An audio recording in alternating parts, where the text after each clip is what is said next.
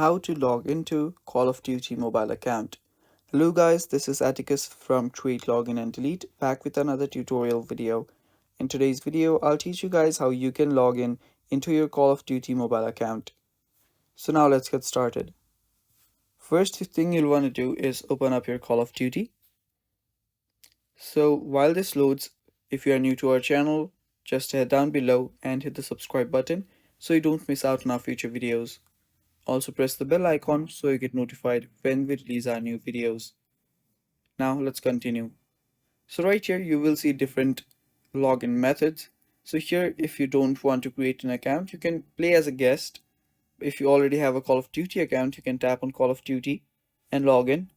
If you want to sign in with your Facebook, tap on sign in with Facebook and choose your account. You can log in using your Facebook profile and you can even sign in with your Apple ID. So if you have a Line account, use that. But the easiest method is by signing in using Google. After you tap on Google, just choose your account that you previously played with, and after you do that, you'll get logged into your Call of Duty account. So that is pretty much it, guys. That is how you log into Call of Duty mobile account. Thanks for watching.